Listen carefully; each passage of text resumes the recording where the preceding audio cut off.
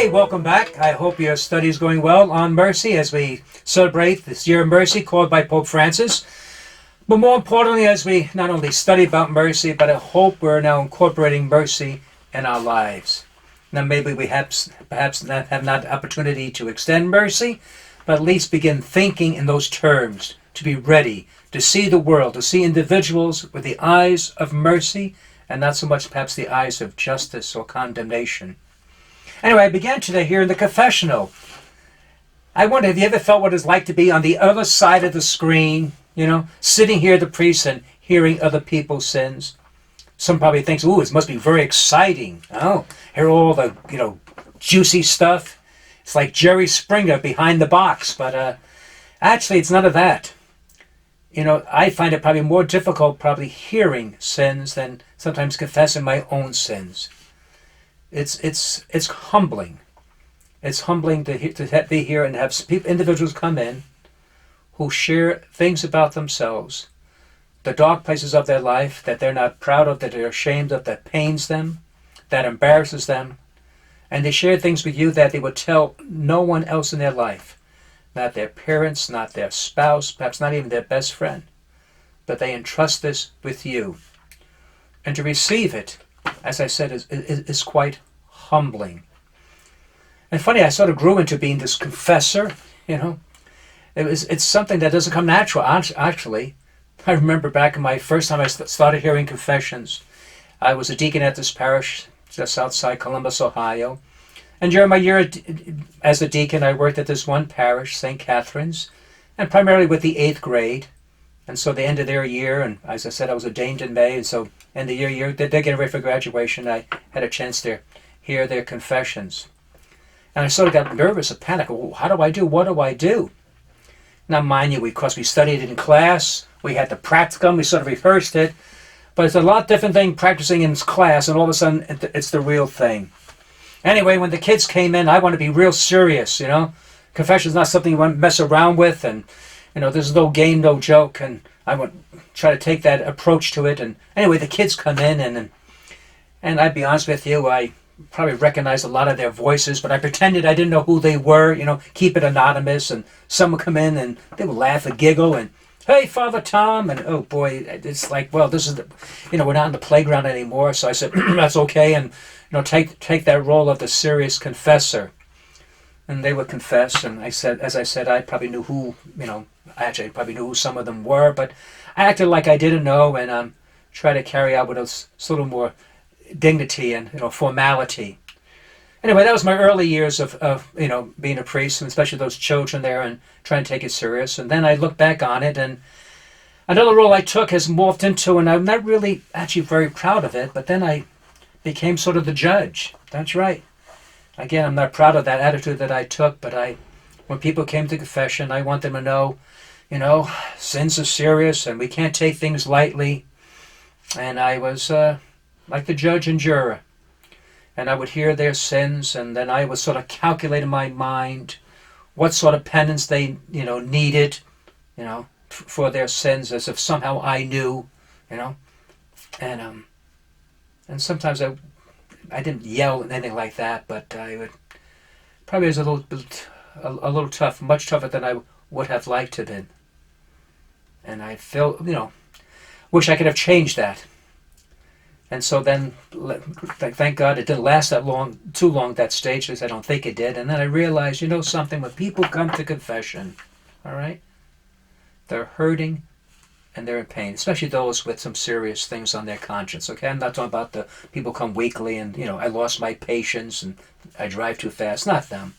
But others who carry some burdens, and when they bring them to you, they're hurting, they're in pain. And that's how I try to see people now, that they are carrying a burden, and they're, and they are hurting, and they're in pain. So it's not my place to judge them at all, but to receive them, and somehow to get across them God's mercy and God's graciousness. And so it comes down to the penance. My tougher time, I said, I had to calculate it, and, well, these are, serious, you need much more prayers or sacrifices. But now, I said, they had their own penance. Living with the pain that they carried is enough of a burden. So often I would tell them, maybe say an Our Father, maybe a couple of prayers, and every now and then they'd be shocked and surprised and say, "That's it? That's all?" They too were expecting me to come down hard on them. And they couldn't be surprised that was that easy. They almost wanted it harder. Almost they wanted to be punished. That's how sometimes we're sort of formed in our mind, that we do wrong. We deserve to be punished. What would that do? God is merciful. Because you see in the gospel, when anyone who came to Jesus, mind you, he never called anyone a sinner. He never addressed anyone as a sinner. But he never put up any roadblocks, to their forgiveness. He never made it difficult for them. Simply go in peace, you are forgiven. And some people say, well, that's too easy. Our place is not to be the one who decides that. It's between you and God. If an individual wants to play games and not sincere, that's between them and God. That's not my role to decide. My role, our role, not only as priests but as Christians, is to be the gate or the pipeline where Jesus can minister his forgiveness. As you know, here at St. Peter's, from time to time, especially during Lent, we have confessions, and during that Holy Week, there's plenty of confessions. I don't think a day that doesn't go by that somehow we don't have the opportunity to go to confessions. And then one day during Lent, we had called Tell It All Tuesday, beginning at something like 6 in the morning and going like 6 or 7 at night. And of course, then we have some people who really were away from the sacraments for quite a while, quite a long time, some 30, 40 years. And again, I tell you, when you hear their sins, again, it's humbling, and you feel grateful. And the same thing happens when you give them penance.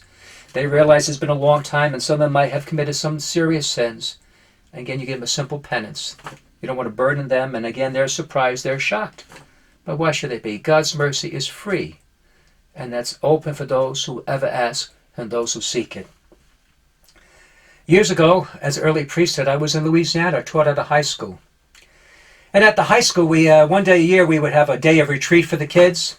We just go away off the property to a retreat ground. It wasn't overnight, but just for the day. And the kids loved it. Why wouldn't they love it? They got out of class. There was no homework. Sure, it was a lot of fun. And the retreat day was a typical, retreat day. We would have mass and talks, And the big thing, though, with the kids, really why they enjoyed it, after lunch, they got to play football. Not just football, but we allowed them to play tackle football.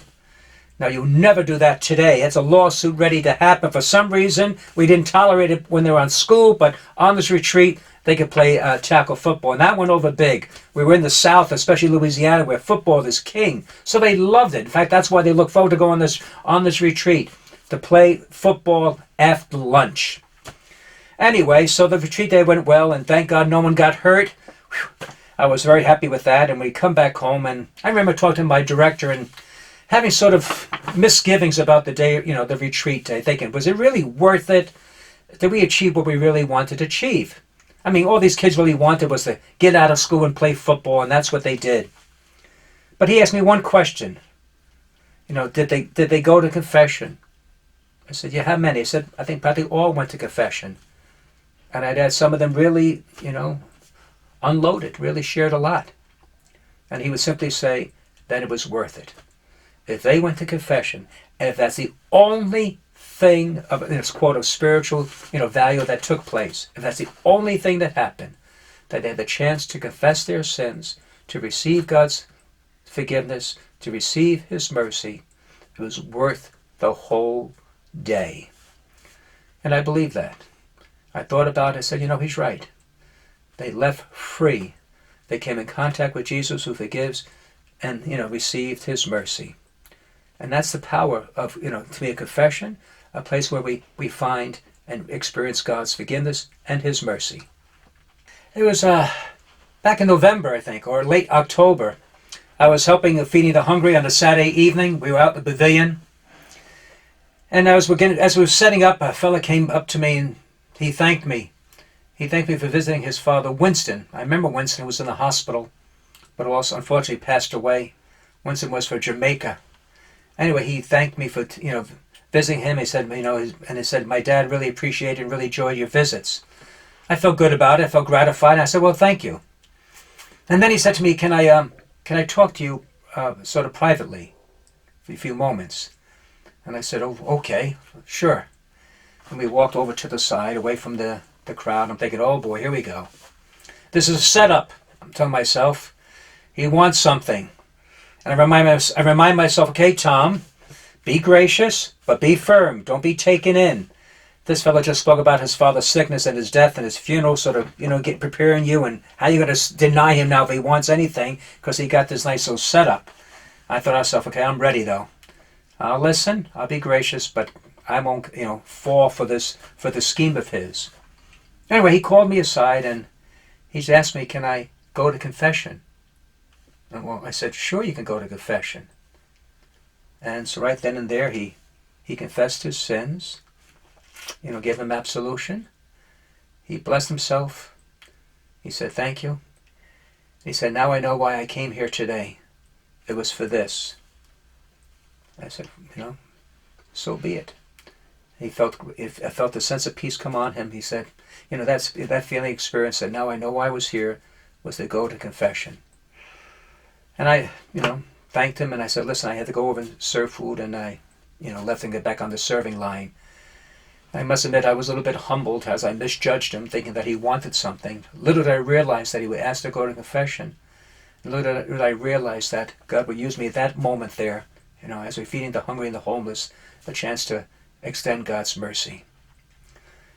Mercy is important, and as Catholics, I really think we have the privilege of going to confession. I know it's something that we don't really relish, perhaps enjoy, but it's one place that we can experience, hopefully, God's forgiveness, God's love to us. Now, we're all not priests. We all don't get to sit on this side of the screen, but we all have the opportunity to extend God's mercy and forgiveness to others. So again, now during this year of mercy, as we go through these weeks, look at yourself, take a good hard look and say, is there anyone I need to extend mercy towards? Is there anyone I need to forgive? So because in forgiving them, you not only free them, but you free yourself. And when you give, you receive. When we give mercy, we receive mercy. Because Jesus told us we will be forgiven as we forgive others. So again, I invite you to join your group once again, to share. And I believe we'll be looking at confession, so hopefully this will be a blessing to you. So remember now, don't look at confession, but maybe this is the time for you to experience God's mercy and the sacrament of penance. God bless. Hope to see you next week. Be well.